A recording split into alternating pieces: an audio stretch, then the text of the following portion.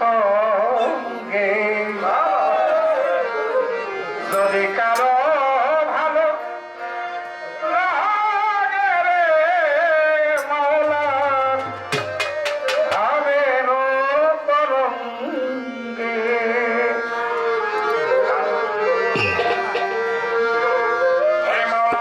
ভাবেরই তরঙ্গে এসো আমার সঙ্গে যদি কারো ভালো লাগে মাওলা ভাব তরঙ্গে এসো আমার সঙ্গে যদি কারো ভালো লাগে মাওলা ভাবের তরঙ্গে এসো আমার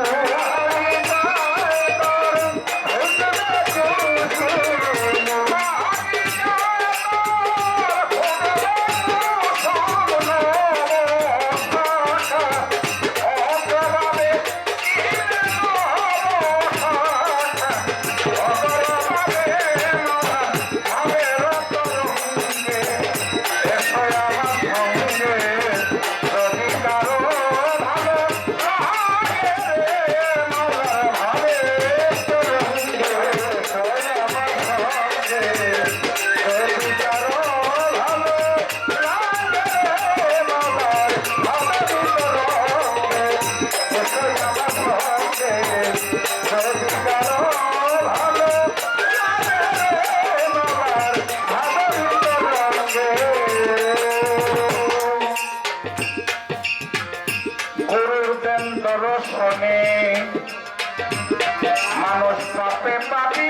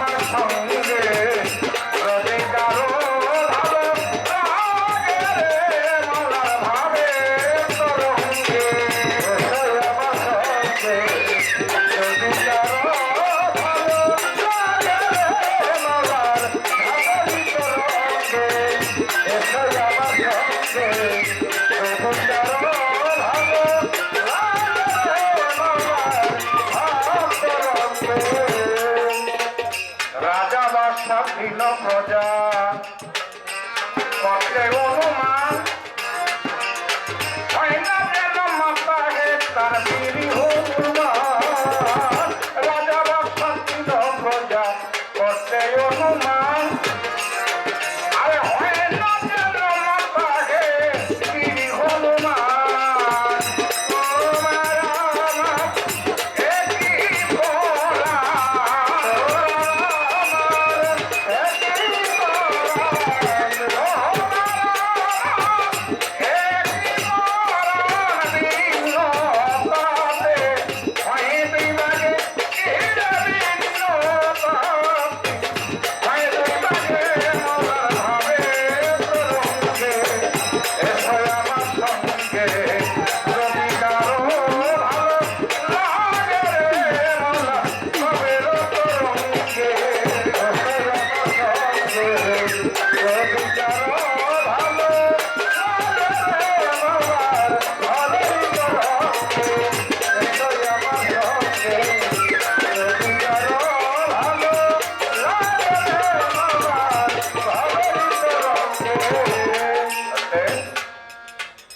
কবি কি বলেছেন? ভাবের তরঙ্গে এসো আমার সঙ্গে যদি কারো ভালো লাগে, কারণ এটা জোর করার জিনিসও না, জোর করার বস্তুও না।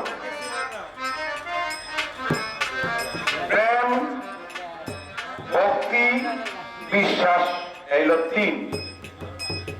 জালালউদ্দিন খান একটা গানে বলেছে, আগে আপনারে চিন হইয়া যাবি পাক্কা মুমিন, ভালোবাসবে আউলিয়া, ভালো করে পড়গা দয়ালের মাদ্রাসা। বাংলা উর্দু আরবি পড়ো, যোগ বিয়োগের অঙ্ক করো। বাংলা উর্দু আরবি পড়ো, যোগ বিয়োগের অঙ্ক করো। রবি শশী ঠিক রাখিয়া দ্বারা বিয়ার দরজায়, ভালো করে পড় দয়ালের মাদ্রাসায়। আবার এখন যে গানটা রাখলাম, কবি জালালউদ্দিন খান মাওলার ভাবের তরঙ্গে এসো আমার সঙ্গে যদি কারো ভালো লাগে। এর মাধ্যমে একটি অন্তর আছে, মদ খাওয়া মাতালের মতো পয়রা দেখা গোম আমাবস্যা চাঁদ পূর্ণিমায় লাগবে নিশাজন, বাগিচায় তর ফুটবে কুসুম নব শাখার অগ্রভাবে। আবার বলেছে, গুরুর ধ্যান দর্শনে মানুষ পাপে পাবি মতি, আবার এই গুরুর মন্ত্র হৃদয়ে রাখা নরকণ্ডে গতি। তাই গুরু এবং ভক্ত, প্রেমিক এবং প্রেমিকা, এটা জোর করার কোনো কিছু নাই। এটা হলো একমাত্র মনের টানে এবং আত্মার টানে। তাই গানের ভাষায় এটাই বলা হয়েছে, যেহেতু গুরুর ভাব, আমি যত আগে দাঁড়িয়েছি, কারণ গুরু শিষ্য গান গাইতে হলে শিষ্যই আগে গাইতে হয়। এবার আমার জন আগে পইরা গেছে, তা আমি দেখি বলতে আমার এটাকে আসে কিনা বা আয়সা কি বলে, এই জন্য আমার এই গানটা। বাপের কথা যে না বুঝে